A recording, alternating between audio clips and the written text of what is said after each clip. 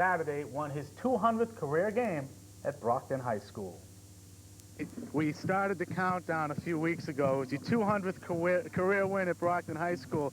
Congratulations, and I think number 35, your El Capitan, has a ball for you. Here you go, Coach. Another milestone in your great career. I still say your greatest coach ever. Thank you. And I say this guy's the greatest linebacker ever. Congratulations, Coach. Thanks, Steve. Thanks very much. Tonight, Armin and I will be discussing Brockton's 53-0 cakewalk over the Hilltoppers of Durfee High School in both teams' first Big Three conference game of the year. This was a must-win for the Boxers, because if you don't win your league, you don't go to the postseason Super Bowl. So now it's 1-0 in Big Three with New Bedford on November 14th.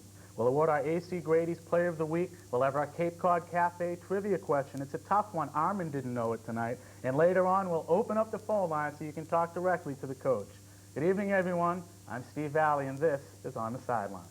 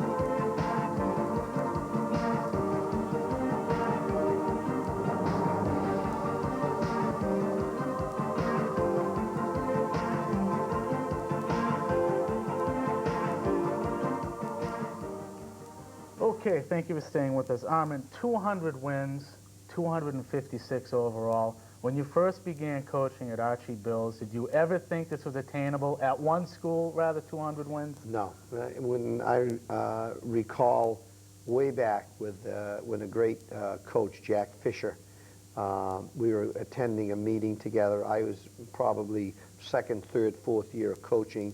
He had been coaching for quite a few years, and I looked at him and I thought to myself, wow, how could he last that long?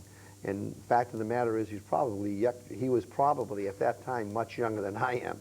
He probably had coached a lot less years than I had at this point. But no, I way back I never thought that it would go this long, and would win as many games as we've won. But it's been a very pleasant trip. It's been a successful trip, and the people that I've met and the young men that I've coached, and to see them go on and do what they've done has made it a very enjoyable journey, really. But as far as anybody who might have the question, I don't have any thoughts of giving it up soon. I ask you this every year. It started 5 years ago. 256 wins. Is 300 wins a reality for you? It's only 4 more years. It depends upon the kids that come along, really. But you can't look that far ahead. But I'm enjoying what I'm doing, and I don't have any immediate plans. I'll be coaching Brockton High School football next year, that's for sure. Watch out. Billy Devin, it's not going to be next year. I'll look at the rankings this week. You held on to number 1, Waltham number 2.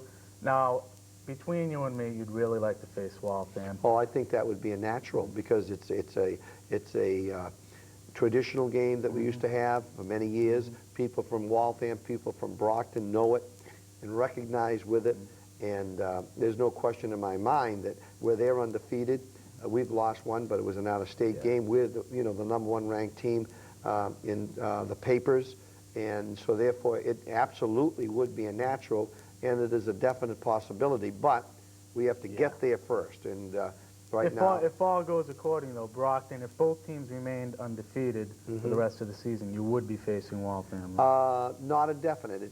Everything is enrollment. Everything is enrollment. Right now, as far as enrollment is concerned, we remember that we have 4 leagues involved: the Greater Boston League, which Waltham is a part of, our league, the Big Three, the Old Colony League, and the Catholic Conference. Now, right now, the Catholic Conference has two teams that are undefeated, and that's Xaverian and St. John's. But can you play them in postseason? I thought they passed the rule. No, where you can play the same team twice. Oh, that's horrible. Yeah, you can. But the fact of the matter is, if we go by last year's enrollment, Yeah. and let's say the scenario was Brockton and Waltham and Xaverian and any team from the Old Colony League, and teams that presently have the chance of winning. We're excluding a Weymouth, which Quincy. is well, the fact of the matter is the team that we would end up playing would be Waltham, because Waltham had a few more students 7, I think than, it was, right? than Xaverian. But what the present enrollment figures are, we don't know. We're going to be finding that out shortly. So it's once the season's over, then it's all enrollment. Let's talk about Durfee a second. They're a struggling program. If you went there and took over the program, what are some of the changes you might want to make down there? Well, you know, the first thing, we got on the field, and you know what our field looks like. Yeah. It takes a little bit of work and a little bit of attention, and I think a little bit of pride. I walked onto the field. It was full of weeds. They had to take care of a couple of spots. I guess that I don't know why, but they covered it with just dirt. The dirt had big rocks in it. Gravel pit. Yeah, and they didn't even bother to rake the rocks out. And I would say first things first. In other words, we've got the facility itself that you play on should represent some sort of concern. And unless that comes around, unless the people that are involved show some interest in the program, it's never going to happen. I don't care who's coaching there. There's no question whatsoever. Durfee does extremely well in the other sports. Sure. Football, basketball, baseball, and soccer. And even in wrestling. So the athletes we know are there. And I think the thing is that someone would have to, let's say, influence or that motivate some of the good athletes to come out for football. But right now, as far as I'm concerned, the program is in the depths, and unless there's an about-face as far as some sort of commitment is concerned, I don't know if it's going to turn around. Let me very ask soon. you, did you encounter any of these problems when you came to Brockton? Yeah, I think there were a lot of, at the time when I came to Brockton, Brockton was in double sessions, and things weren't going well at all. And the thing we had to do is get people to realize that there is a program. Brockton at one time was a great football program. And I think, first of all, we convinced the kids. Sure. And we got the good athletes to come out, the Mike Gordons and the Kenny McAfees and people like that, who at one time might not have come out for football and just stayed with baseball or stayed with basketball. And we got them to come out. And we haven't missed very many good athletes. No. Most of the good athletes at Brockton High School do play football. All right. Armin and I will be back with a look at Brockton's potent offense from Saturday. But first, let's take a look at this game summary. Any thoughts of a boxer letdown were quickly erased. Brockton controlled this Big Three matchup from the opening whistle, never allowing Durfee any remote chance of sneaking out of this game with an upset. The only thing we put in our mind is no letdown ever. You know, we can't let down. Every team, every game is big. And this was one of the biggest ones. After quickly jumping out to a 13-0 first quarter lead by way of touchdowns by quarterback Mike Shaheen and running back Mike Bourne, the captain, Lucian Belanger, made it a 3-touchdown lead at halftime with this 77-yard jaunt. They've been piling them up as Belanger breaks free. Into the open. Costa gives chase. And Belanger gets away. Wow! Belanger outran a wide receiver. 77 yards, the longest carry of the season for... Real fine football teams are ready to play regardless of the circumstances, and I thought in the first half we were a little bit flat. Offensively not, but defensively I thought we were catching a little bit. But second half I thought they put it all together, and I liked the way we played the second half. Durfee was unable to... How bad were things for Durfee in the second half? Consider this. the first time Brockton touched the ball in the third quarter. Leading 21-0. Touchdowns by Mike Shaheen, Mike Bourne, and Lucian Belanger in the first half. And this is Belanger, who went 77 yards for the score, and now he wants to go 34. No penalty markers, touchdown Belanger. Mike Shaheen aired it out in the next drive, and you know things are going your way when Pat Valio sends up with this ball, setting up a 13-yard touchdown reception by Mike Landers, making it 34-0 Boxers. It was a situation where I think they were more or less giving up something and trying to stop something else, and it was, you know, I thought that the kids up front did the thing that they've been doing all year long, but just moving people out of the way. And of course the back, we have excellent backs now, and we're just very pleased with what's going on right now. Mike Bourne added to his stats with a 42-yard run to end the third quarter, before the second stringers closed out this romp with 2 scores of their own, one each by Corey Montero and Ty Houston, to bring on the final score of 53-0, as the Boxers go to 6-1 overall and 1-0 in the Big Three Conference. Okay, your offense again unstoppable, over 300 yards on the ground. Were you taking advantage of a weak team? No, we didn't take advantage. We took advantage. We take advantage of every team we play if we can. But I think we came out, as I explained to the players before the game started, it's easy to play against St. John's, Fitchburg, Erie Prep, Xaverian, because the people are there, the excitement is there on their part. We're playing a real good football team. The real good teams, the great teams, play up regardless of whom they play against. And as far as I'm concerned, that's what you have to do. And Durfee did not pose a great threat to us. No. We were going to beat them regardless of what happened, but we could have beaten them 14-0, and it would have meant that we didn't play up to our capabilities. The great teams play up to their capabilities all the time, and I think that's exactly what we did. You know, very important to point out, it ended up 53, but 2 of the last 2 touchdowns were scored by JV football players, Corey Montero and Ty Houston.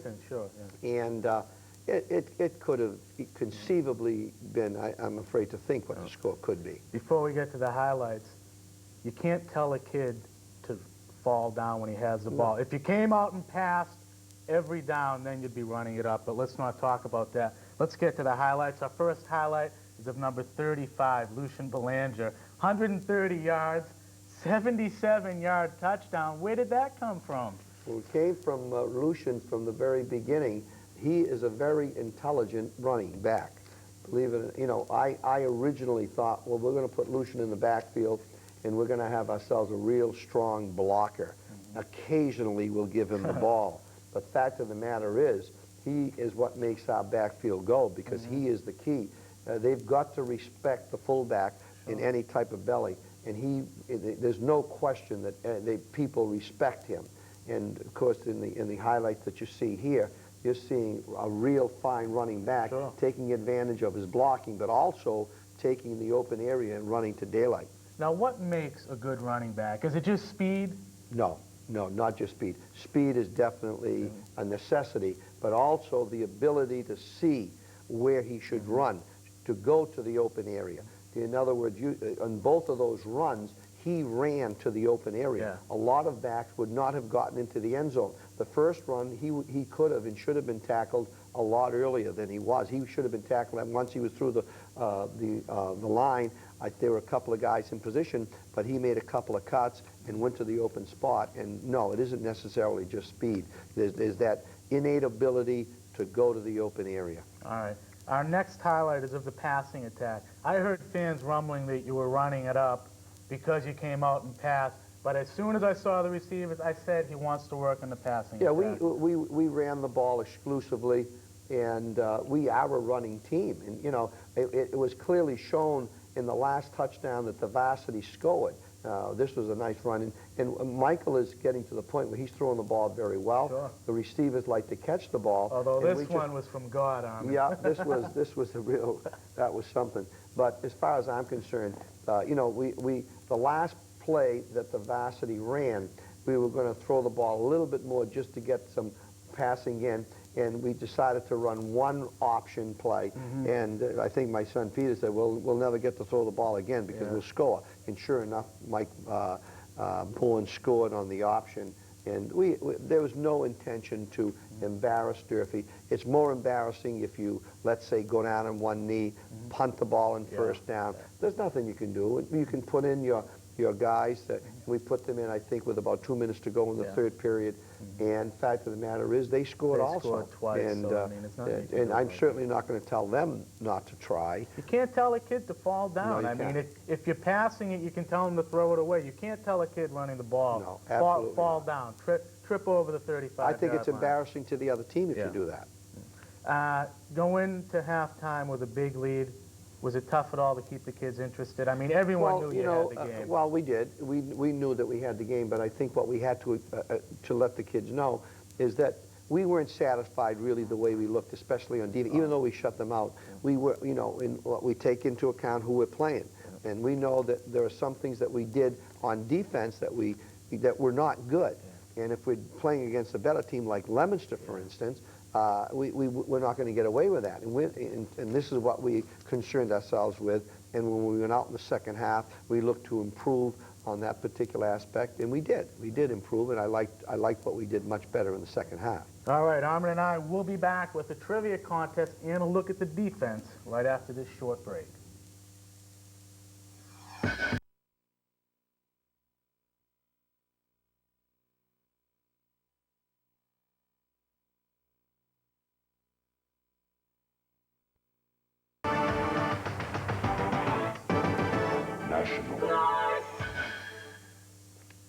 Okay, Brockton, you ready for some trivia? It's a tough one. Let's take a look at the trivia question.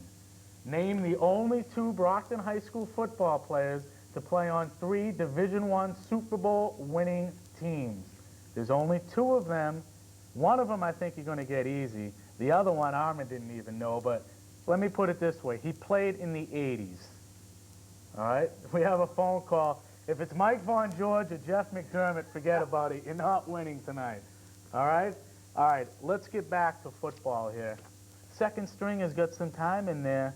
I'm telling you, got a couple of gamers here. This kid, Corey Montero, a couple of special teams players, Kurt McGuire and Adam Porter. They can lay out some smacks. Good names. They're young people. They're sophomores. They like to play. And with the proper, let's say, working towards becoming better football players, lifting weights, and such. This is something that they're going to have to do. They can be real good football players. All right. Durfee ran a veer offense. What's a veer? Well, a veer is similar to what we run, only it's more it's a more outside type of belly. In other words, you're going off tackle rather than inside tackle, and it's a situation where the veer, as it's worked properly, you can either give to that man running off tackle, or you keep and you end up optioning outside. Oh, yeah. Yeah. All right. Well, let's go to the defensive highlight. We only have one defensive highlight because the whole game was just Brockton. I mean, I could have filled the half hour full of Brockton defense. Let's have some turnovers here. It seems that every time Brockton takes the field now on defense, you're looking for the takeaway. Is that the case here? We'd like to do that. There's no question about it. Tony Gonzalez is very proud of his defensive backs. I think we have 14, or I know we have 14 interceptions at this particular point. You see Troy Semper here, and Troy is responsible for 3 or 4 of those interceptions. And here's a fumble, and I think that was recovered by Pat Velios. And I think this is the same one. Actually. Yeah, I think it was. Watch the hit though that causes it. Lucian Belanger. Yeah. Going right after the ball. Right. Now, no Durfee running back had over 30 yards. It was just complete domination. Is it unfair, do you think, for Durfee to be stuck in the big 3 for football, playing D1 football? Well, it's not up to me to say. Yeah. You know, they do have the enrollment figures. The enrollment is there. They're a fine athletic school as far as the other sports are concerned.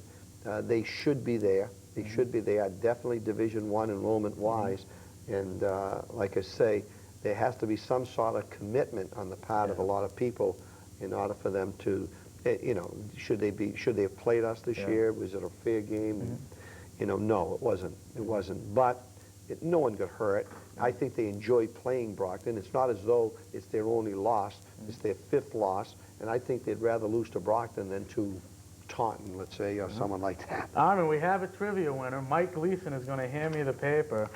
And wouldn't you know, Mr. McDermott or Mr. Von George did not win. Wow, that's it's good. Mark Riccardi. That's a name That's that... another name that someone 70 Rockland Drive in Brockton. Congratulations. The winner, the question was, name the 2 players who played on 3 Super Bowl winning teams. You knew one of them right off the bat. I knew Rudy, and of course I know Tom Johnson real well too. Yep. But I didn't realize that, but now I do. Tommy Johnson, Lexington, Natick, and Woburn. Rudy Harris, Natick, Natick, and Dedham. Rudy started as a freshman. He Sure played. did. He played the defensive He back. played deep, and he also scored. In fact, in your highlight film here, Yeah, you that see was Rudy scoring Woburn. a touchdown. That was Natick. That was Woburn. That was Woburn. I'm telling Really? you, it was. All It right. was. Yeah. A lot of people. All right. Now back to Durfee. My last question before we go to break. Do you see another MIAA reorganization in the near future? I mean, it's not only Brockton who doesn't like this setup. Talking to Skippy Karam, talking to New Bedford, everybody involved seems to hate this Big 3 conference. Yeah, it isn't fair to the 3 schools involved. There's no question whatsoever. Tom Pileski is constantly working to try to remedy this situation. There isn't the feeling of achieving when you're just, winning a championship with only 2 other teams, involved with you. And it isn't fair, and the MIAA should positively do something about it. And hopefully, eventually, through the efforts of Tom Pileski and Skippy Karam and the athletic director. I don't know who it is. I think his name is Pont, Dick Pont, I Dick believe Pont, it is. yeah. And hopefully, they'll eventually get to a point where Brockton Sure. and Durfee and New Bedford Are in get into another a league. league with at least 5, 6, 7 other teams. So winning a championship is a notable achievement, which it should be. All right. Armin and I will be back with our AC Grady's Player of the Week and your phone calls. So stay with us.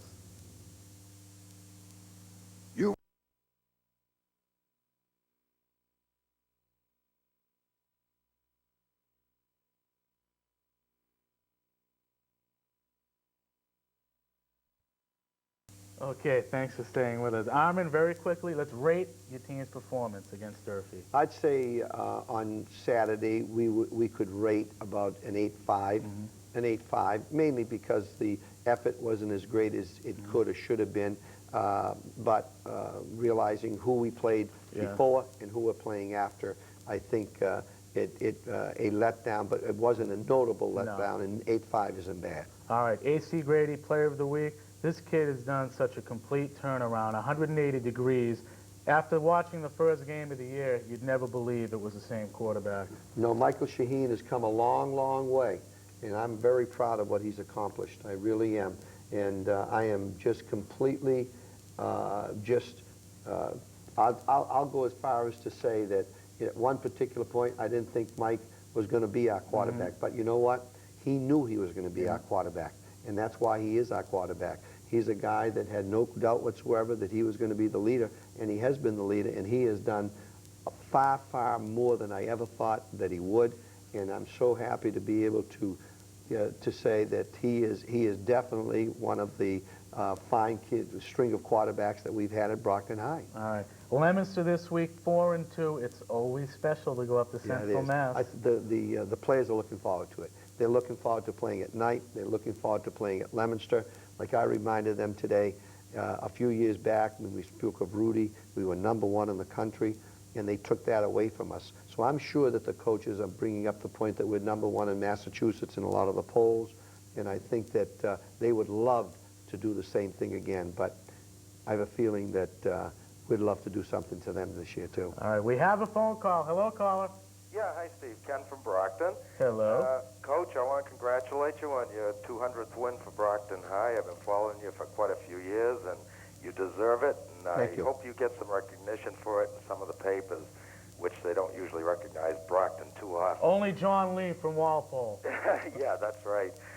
My question, you were just talking about Leominster, but the reason that I called, I was wondering if you could give us some clues as to what Leominster is like this year. We haven't heard anything about them. Have you been scouting them? What are their strengths? Well, and I'll hang up and listen to your answer. Thanks, Ken. Thank you. okay. Leominster is 4-2. They're a fine football team. They have excellent backs. They have a quarterback, a new quarterback, who does it extremely well. They're good size up front, and they know how to win. They know how to win. They have a fine, fine tradition at Leominster. They are our, let's say, primary, I'd say right now, they would be our chief rival. You respect Leominster. I love playing Leominster because they're like Brockton. They're the Central Mass Brockton. We played for years. You never hear, well, we don't want to play Brockton. You never hear Brockton say, we don't want to play Leominster. I think year in and year out, there have been battles, and I think there's a deep respect on the part of both teams towards one another. And I know that Brockton enjoys playing Leominster, and I know Leominster enjoys playing Brockton. All right, we have another phone call. Hello, caller. Hi, Coach Colombo. Hello. I'm just calling to say congratulations on another coaching milestone in your career. Thank you. Too bad we couldn't read about it in some of the other papers like the previous caller was saying. Right. But since your name isn't John Lee, I guess we won't hear about that. You got it. Or the former coach of Natick, Tom Lamb. I mean, he didn't win anything, and It's funny how everybody will be quick to jump on Brockton once Brockton loses a few games. of course. But now everyone's silent right now, and they can't believe what you've done with this team this year. It's beautiful, isn't it? Congratulations and good luck, Coach. Thank you very much. I appreciate that. Doyle Field. I call it the pit. Is this maybe the most intense place to play a game? It is. It's a beautiful setting. You know, it really is Goes down a little valley that it's in, and you're surrounded by people on both sides. They've got that hill behind each goalpost, and the stands are right on top of you. It's a nice way to play high school football. All right, we have another phone call. Hello. Hi, Coach. Hello. How you doing? Very good. Congratulations on your 200 win, Coach. Thank you. Coach, I know I'm looking forward to going up there Friday night. I hate going up there. I'm going to be going up there. I know they sit right on our field, and they're sitting right in the end zone, and they're waiting for us. But in that league up there, Coach, you don't hear much about this North Middle section. They seem to win that league every year. It's too bad that we couldn't schedule to play them. Yeah. I understand they're a great power. And, you know, it's too bad we had to play 2 out-of-state games this year, that something couldn't be worked out. And I wish you good luck Friday night, Coach. Thank you. They are a good team up there. They've In won the fact, they Super played Bowl. last year. They beat Fitchburg regular season, Yeah, and then and lost. Fitchburg ended up beating them in the Super Bowl out there. But they are a good football team. And the only reason that we probably haven't gotten together is because, again, scheduling. You got to have the open day. That's right. All right. Believe it or not, at 7 o'clock, we're out of time. Again, congratulations on Thanks, your Steve. 200th win. Thank you very much. And good luck Friday night. And we'll be back next Tuesday night to talk about Brockton's win over Leominster. Until then, we'll see you on the sidelines.